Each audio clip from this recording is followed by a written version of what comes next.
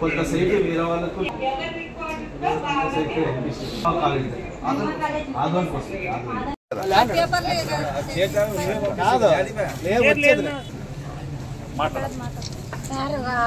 మా అక్క మాకు మోసం చేసింది. మాకు 5 మందికి 6 మందికి మోసం చేసింది. ఆయన పేరుతో రాపించుకొని ఇప్పుడు లేదు అమ్ముకొని ఇట్లా మోసం చేసి ఇట్లా అమ్ముకొని పోయింది. నా పేరు అనిత, మా తాత పేరు వజ్రప్ప, మా అవ్వ పేరు అప్పమ్మ. మా తాతకి మా అవ్వకి 6 మంది పిల్లలు.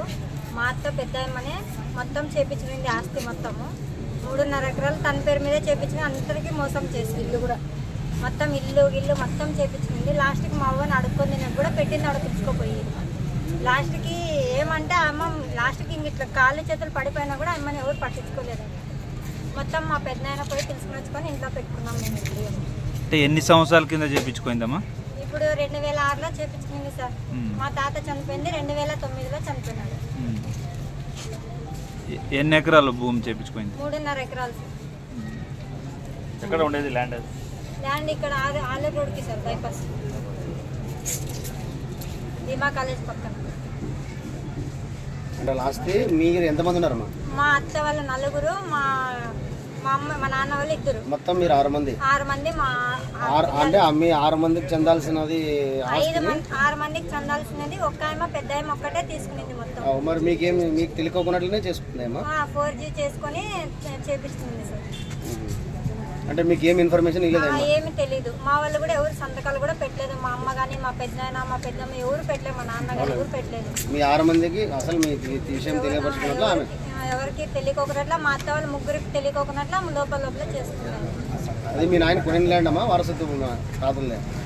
తాతలు సంతకాలు కూడా 4G చేసుకొని ఎవరికి తెలియకోకున్నట్లు లోపల చేసుకోవాలి. మా తాత అసలుకే కాదు. అంటే ఇప్పుడు మీ తాత వజ్రప్ప సంతకము వీళ్ళే 4G చేసి సంతకం చేసుకున్నారు. మా తాత అసలుకే పెట్టలేదు. సంతకం పెట్టలేడా? మరి ఇన్ని రోజులు ఏం చేస్తున్నారు మీరు? నమ్మించింది సార్. అందరికి ఇస్తాము సరి భాగానికి, అమ్మిన తర్వాత సరి భాగం తీసుకుందామని అందరినీ నమ్మించింది. నమ్మించి లోపల చేసుకుంది సార్ అంతా. ఇప్పుడు మీరేమని కావాలనుకుంటామా? మాకు అందరికీ హక్కు ఉంది సార్, దాంట్లో అందరికీ ఇవ్వాలని కోరుకుంటున్నాను నేను కూడా. కంప్లీటర్ ఇక్కడ సార్ వాళ్ళకి ఇచ్చేకొచ్చాను.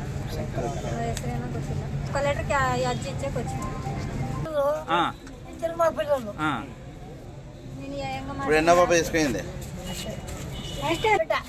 మీకు తెలీదా? మోసం చేసిందా మిమ్మల్ని? ఏం పేరు ఆమె పేరు? ఎన్ని ఎకరాలు ఉండింది మీకు? 3.5 ఎకరాలు.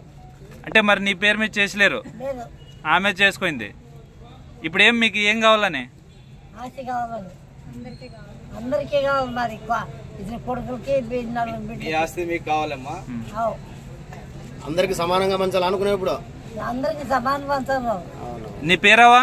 అప్పమ్మ.